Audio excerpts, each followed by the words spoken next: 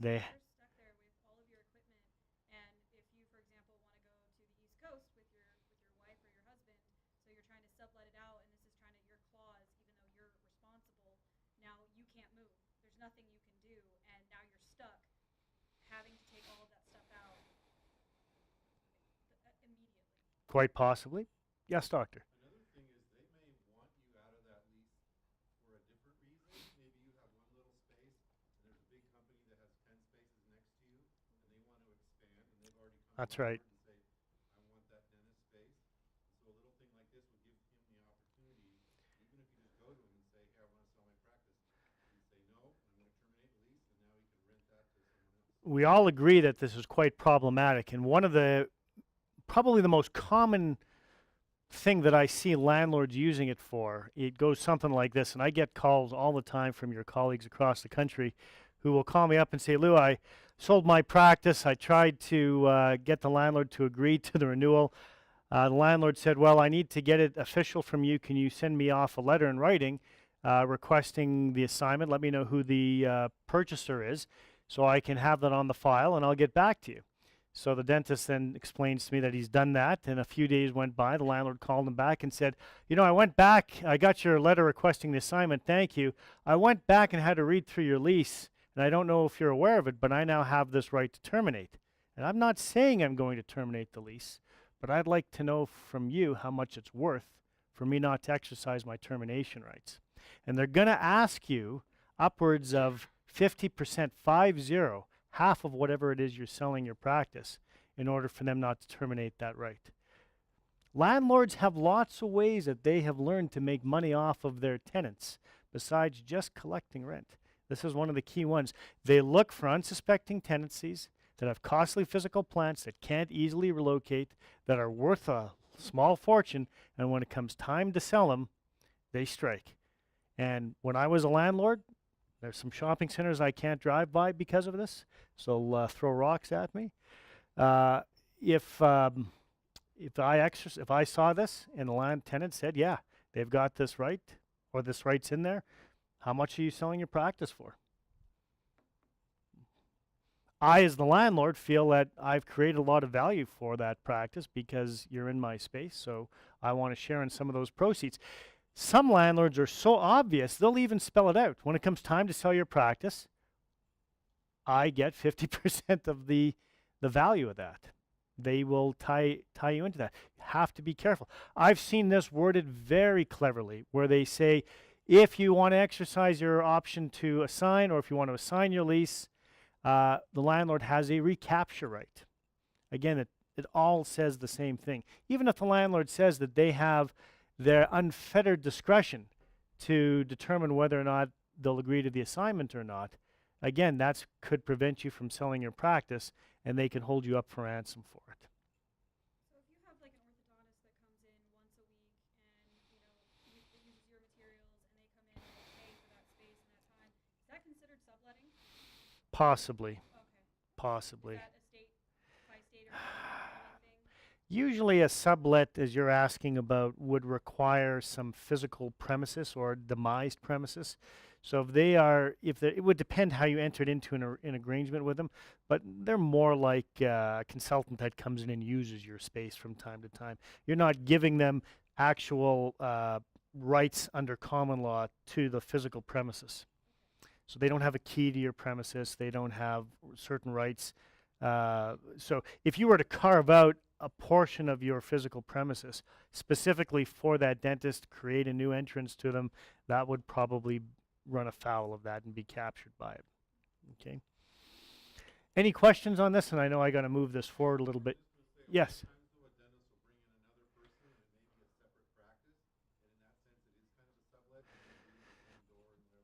You can be. If you're going to bring in an associate or somebody else who's just going to be leasing your equipment, you've got to make sure you word those arrangements carefully, not so it doesn't get captured by these assignment clauses under the lease. But as that may happen, most landlords aren't going to give you a hard time. They're going to wait till you're getting big bucks for your practice before they look at exercising that. Any other questions on this before I move on? This is a provision that I see quite regularly in leases. It's a sale, demolition, redevelopment clause. The reason why landlords put these provisions in leases is because they're always looking at the highest and best use of the property that they own. So it might be of value to them today as an office building that has office tenants and professional tenants like you guys, but who knows, in 5 years it might be more valuable as a parking lot or a sports arena. So you've got to be careful that they don't build in one of these provisions. And I'll just read through it quickly. The lessee, which is the tenant, acknowledges that if during the term of the lease, the lessor, which is the landlord, makes a bona fide sale or otherwise disposes of the building or any part of the lessor's interest therein, wishes to remodel or renovate the building or any part thereof, or wishes to take down or demolish the building, they can terminate the lease on 6 months written notice. If this is in your lease, how much is your practice worth? Not much. Nobody's going to buy your practice, especially for any real amount, with a sale, demolition, redevelopment clause in there. And I see these in lots of leases that I review from dentists who have got practices that are worth upwards of $1 million. So be careful with these provisions. Landlord's right to relocate the premises. This is a pretty scary provision. To the extent required in the landlord's reasonable judgment, which I'm sure that they will exercise that diligently, to accommodate an expansion or reconfiguration of the center or an expansion by a major occupant, landlord shall have the right to relocate the premises to another part of the center in accordance with the following criteria. The premises shall be substantially the same in size. The physical relocation of the premises shall be accomplished by the landlord at the landlord's cost, and all incidental costs incurred by the tenant will get paid up to $1,000. But hang on a second. There's a big problem here. And that's the word physical. They just have to pay for the movers. Who's going to pay to rebuild your practice? These landlord relocation rights are one of those other provisions in the lease that are the kiss of death to you guys. You can't let the landlord relocate you. I used to think, well, we could water these down when I negotiated the lease. I can let the landlord agree to relocate you as long as we knew where it was going, and as long as the landlord agreed to build out the premises again to the same condition to the ones that you had, so on and so forth. And I had one guy in one of my lectures years ago pop up and say, you know, I had this in my lease, and the landlord agreed or exercised his right to relocate me. He paid for everything, and that wasn't the problem, but he moved me next to a probation officer's office. And then he went on to say that he was a pediatric dentist. So his families that were coming to see him for treatment had to wade through the lineup of criminals standing outside the probation officer's door waiting to get in. So you got to be careful any of these relocation rights. If you're a dentist, you can't agree to a relocation right, plain and simple, full stop. That could be a very costly expense to you at some point in time. I run into this, here in Las Vegas a lot, to buy or to lease. A lot of people like the idea of, well, why should I lease my physical premises when I can actually buy them? And they've got some landlords, and the property owners have some pretty slick salespeople, and I'm just not a big fan of it, because when you're looking at buying commercial property, you're probably thinking about, well, why pay rent when I can pay down a mortgage and build up some value? The problem that you've got is these are office premises that you're buying. They're not houses. There's not a huge market out there looking to buy dental offices. And so the value of that physical premises, if you're paying especially a lot of money for it, is only going to be worth it to you if you can find someone who is in turn down the road going to want to buy it from you. Now, compared to, say, the housing market, the market looking to buy office condos is infinitesimally small in comparison. It's hard to find buyers for these sorts of things when it comes time to sell. So I'm a big advocate of, lease your space. Just make sure you follow the good leasing guidelines of dentistry, as we've talked about here tonight. And I try to avoid buying these things. I don't recommend it. There's sometimes, in some parts of the country where you can buy the building or buy the premises on your credit card because they're that inexpensive. But here in Las Vegas and on the coasts, typically they're pretty expensive. Yes. Specifically about buying like Yeah, exactly. because if you could buy the whole building and be the landlord for the other office spaces. If you could buy the building, sure, but not a lot of dentists can actually do that. But they do stratify the units themselves and turn them into office condos that you can buy. So you can, in some locations, buy the actual premises themselves.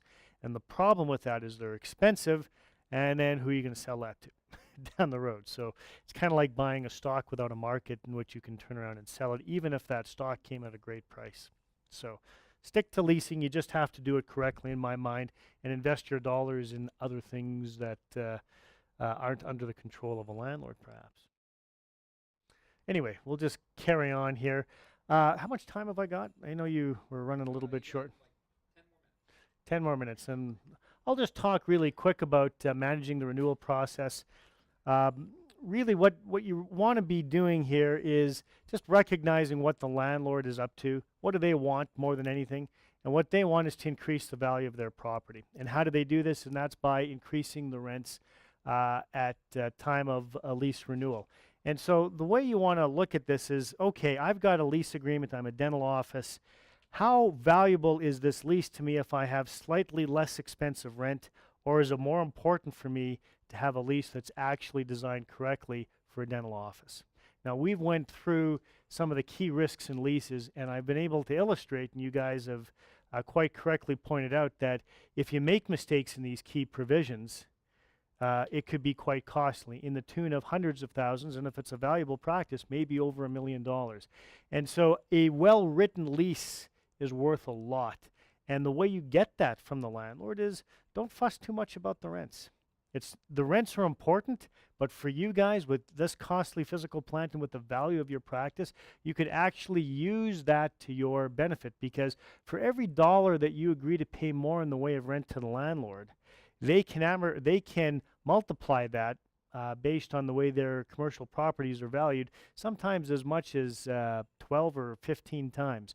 So that makes even a small increase in rent quite valuable to the landlord, and you leverage that by getting a properly written lease agreement that covers off all of these key points. And when you're negotiating with landlords for these provisions, one of the key things that I like to use is a great strategy is to just say, well, look, I've gone through your lease. Okay, no problem. I'm a member of the Southern Nevada Dental Society, and they've got a list of 5 or 6 things that they want me to follow as their member, called the Good Leasing Guidelines for Dentistry. I've got to have a properly written option to renew. I've got to have a properly written assignment clause. I've got to have some death and disability clauses. I got to have the right length of term, a 10-year term with 2 further 5-year options to extend, and then we're good to go. And you know what? When the landlords hear it that way, as opposed to trying to grind them on the rents, which is going to put a sour taste in their mouth, you give them what they want on the one hand and then say, look, I got to have this on the other hand because my society says so. And that's a lot more palatable to a landlord. It's called using the law of legitimacy. So you're saying, I got to have these things because somebody else tells me. That somebody else isn't in the room. Difficult to negotiate with them. And so quite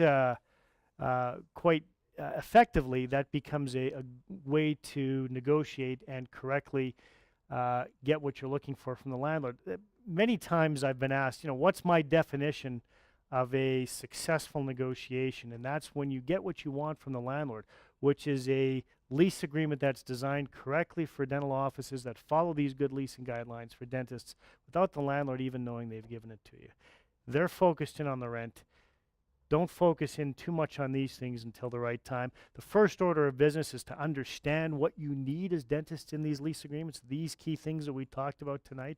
And then when you get the landlord form lease agreement, all of the stuff can be added as a simple, straightforward addendum at the end of the lease, specifically to you as a dental office. So you don't have to go in and renegotiate the entire assignment clause. You can often leave those horrible assignment clauses the way they are and simply say that if you are assigning the lease to another dentist who is a member of in good standing here in the state of Nevada, that the landlord pre-approves any assignment to that dentist. Plain and simple. You don't have to go point by point by point. That's how you can get these negotiations done quite effectively and quickly. I'll open the floor up to questions for the next 5 minutes or so, and then I will turn this back to Dr. Weinman for the rest of his evening. So, questions? Yes, sir.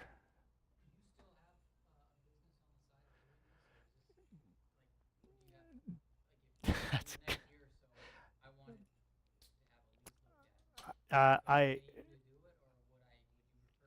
I love that question. I appreciate that question. Thank you very much. The question was, do I still do this work, or am I busy doing the Johnny Rocket stuff? The reality is, as much as I'm busy with the Johnny Rocket stuff, and I'm enjoying that, and that keeps me busy, and I've got a whole management team and everything that we're doing there. I've been doing this work for dentists for 20 plus years. I love it. I founded Cirrus Consulting Group many years ago. I sold that back to my management team. But I have always stayed working with dentists just because you guys are a pleasure to deal with. I know the industry well, and I enjoy it. So yeah, I will do it if I'm not too busy, and I will absolutely take a look at it. As a member for you guys here at the Nevada Dental Society for Dr. Weinman, absolutely happy to do that for you. By the way, anybody who's about to sign a lease or has an existing lease, if you want me to take a look at it, it really doesn't take me long to pick out the problems in these leases. Email it up to me. Dr. Weinman's got my contact information. Happy to take a look at it, schedule a call for a few minutes, go through it with you. I don't charge for that. My pleasure. I've been a resource for dentists for 20 plus years in this field. Happy to keep doing that. Like I said, it's a lot of fun for me. I enjoy it, and you guys are almost always great people to work with. So yes, no problem. What's the process of going about finding out what the market rate is? There isn't one. It's a guesswork. There's no such thing as market rent. It's not, when you're buying a house or selling a house and you want to know, well, that is a matter of public record. How much did the houses in the area sell for? You can go pull that up. You can say, oh, there's a 5,000 square foot house that sold for $1 million down the street. My house is 4,000 square feet, so you can subtract 20% and you can kind of compare apples to apples. But there's no central repository that I'm aware of on what the market rents are for commercial lease. Anybody who says otherwise, they're guessing. There really is a range. There's a high end of the range. There's a low end of the range. But I've seen two tenants in the same property